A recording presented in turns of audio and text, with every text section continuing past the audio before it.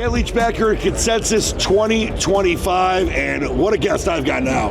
It is Conor Gaydos, the CEO of Enron. Thank you so much for having me. It's a pleasure to have you. Yes, you heard that right, Enron. So let's just start, get the elephant out of the room right away.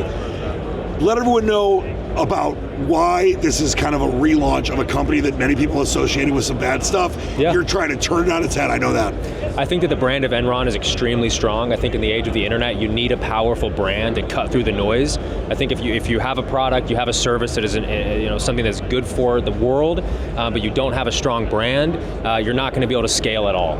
And so I think that the Enron brand was something that represented innovation and strength and excellence at one point in the world's history, and I think that it's our job to bring it back, to resurrect it for the future. Our mission is to revolutionize the energy grid in the United States. We're starting in Texas, so in the next 6 months we're going to be obtaining our Public Utility Commission license to be able to sell electricity to people, and then we're going to scale from there to go into battery farms and then eventually sell our nuclear reactor. Yeah, Conor, I think you bring up a brilliant point too, that maybe people associate something bad with Enron in the past. It still was a very innovative company. There was a lot of great things they were doing.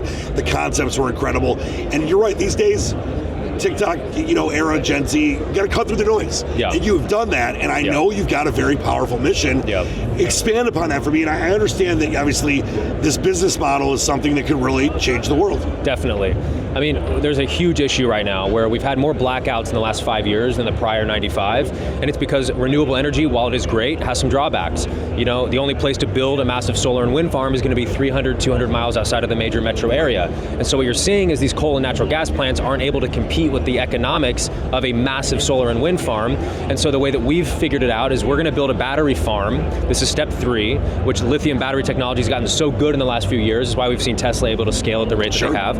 And so what we're going to do is build a battery farm outside of Dallas to start, and we're going to take the power that's generated during the day from the solar and wind, store it for at night when peak load hours happen, everyone gets home, everyone turns on their toaster oven at the same time, it maxes out the grid. And the solar and wind, obviously it's nighttime, they don't produce electricity, and so whereas coal and natural gas in the past were able to supplement that load, these battery farms are going to be able to come in and help the grid in Texas to be able to kind of fill the gap there.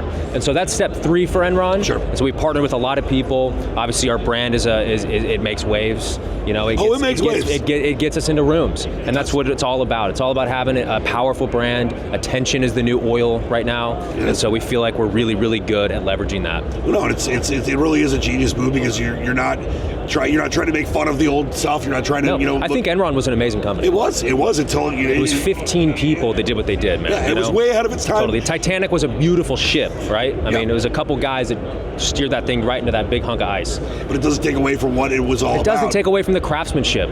Pure Irish, muscle built that ship.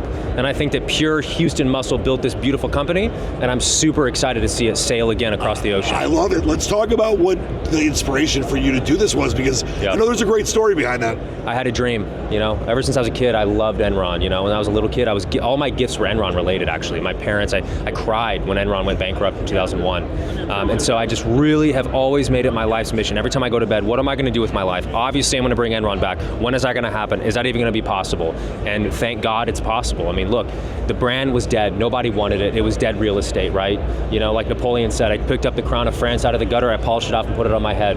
That's what I feel about Enron. I really feel that. I think it's as strong as it was in the 90s. I think that this brand is as powerful as Coca-Cola, Apple, Nike. It is one of America's great brands, and I think that our work is yet to be done. When we get Napoleonic references, I mean, that doesn't get much better than that. No, it doesn't. Talk about the Web3 community and where you want to go with that. We have a coin that we launched 3 months ago. It was, I should say some of our partners that we partnered with, they sort of manipulated it a little bit, and it's very unfortunate. But the narrative that we're really trying to drive home right now is that is not the full story.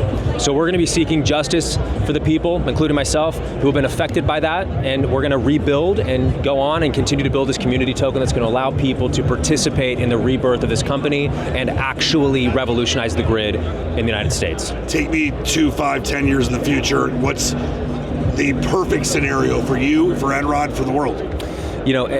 5 to 10 years is a long time.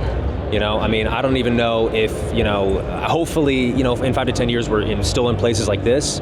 I think that, if we can all just come together under the Enron banner and say, look, We're tired of the way that things are running right now, all right? I'm tired of these blackouts. I'm tired of there being no transparency when it comes to my electric provider. It happens all the time. It happens all the time. There's blackouts constantly.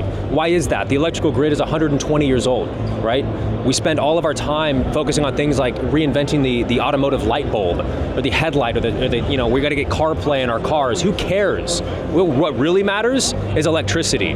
Without electricity, you got none of this, right? But no one thinks about it. People think about it, but no one's made it their mission to fix it. That's what we're going to do right now. So in 5 to 10 years, I would say that the energy grid in the world, but start in the United States, will be fixed. That is my goal. Conor Gaydos, the CEO of Enron. Thank you so much, man. You're a legend, man. Keep going. You are the legend now. Keep up the good fight. There he is.